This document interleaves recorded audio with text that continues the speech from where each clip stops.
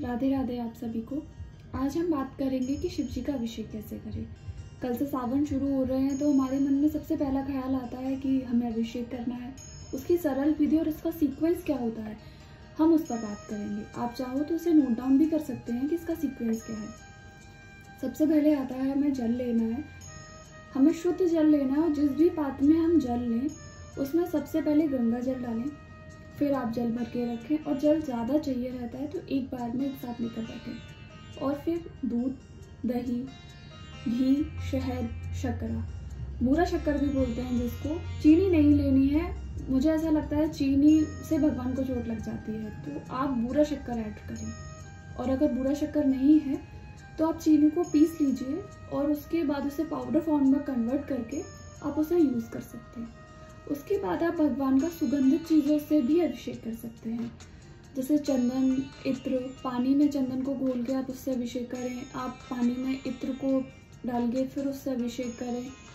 और फिर उसके बाद भांग, मैं भांग से भी करती हूँ। पानी जो सूखी वाली भांग होती है उसको पानी में भिगो के रखने के बाद उससे शिव जी का अभिषेक करें। आप नारियल पानी से कर सकते हैं, गन्ने के रस से कर सकते हैं, जो भी मौसमी फल हैं उनका जूस निकाल के आप उससे भगवान का अभिषेक कर सकते हैं। उसके बाद भगवान को आप जल से स्नान कराएं, उन्हें साफ वस्त्र से पोंछ कर आराम से विराजमान करें। फिर उन्हें भस्म लगाएं। भस्म लगाने के बाद उनको चंदन से त्रिकोण बनाएं, उनका गोपी चंदन, लाल चंदन, पीला चंदन, है ना। फिर अक्षत, उन्हें जनेऊ अर्पण करें, कलावा, फिर जो भी आपके पास उस टाइम फूल हैं, बेलपत्र ज़रूर रखें, धतूरा, एक आँख का फूल, ये तो होने ही चाहिए अभिषेक में।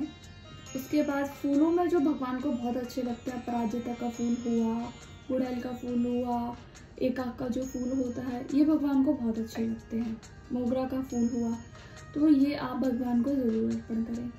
और जब आप उन्हें साफ़ कर लें तो उसके बाद उन्हें इत्र भी लगाएं। इत्र लगाना उन्हें बहुत पसंद है। और इन सारी चीज़ों को अर्पण करने से क्या लाभ मिलता है ये मैंने अपनी पहली वाली वीडियो में बताया है, आप चाहें तो उसे भी देख सकते हैं, उसका लिंक मैं डिस्क्रिप्शन में लगा दूँगी।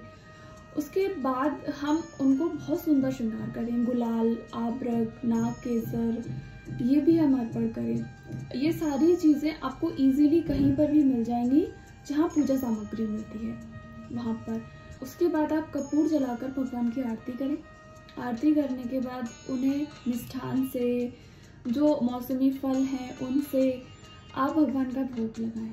आरती करने के बाद, भोग लगाने के बाद आप भगवान से क्षमा मांगे कि भगवान जो भी मुझसे गलती हुई हो प्लीज़ उसको माफ़ करिएगा, और फिर तेरा तुझको अर्पण प्रभु क्या लागे मेरा, ये बात तो सच है। आप भगवान को पान का भोग भी लगा सकते हैं, भगवान को पान बहुत पसंद है। मीठा पान जो आता है ना वो बनवा कर ले आएँ। अगर नहीं भी आप ला सकते हैं तो अगर पान का पत्ता है तो आप उस पर, जैसे हम माउथ फ्रेशनर लेते हैं ना, तो सब कुछ करने के बाद, पूजा करने के बाद पान के पत्ते पे 2 लौंग, 1 इलायची, 1 सुपारी रख के आप सबसे एंड में भगवान को वो अर्पण करें। ये भी भगवान बहुत प्रिय है। तो ये था घर में अभिषेक करने की सरल विधि और इसका सीक्वेंस क्या होता है वो। अगर आपको अच्छा लगा हो तो प्लीज़ लाइक करिएगा। राधे राधे।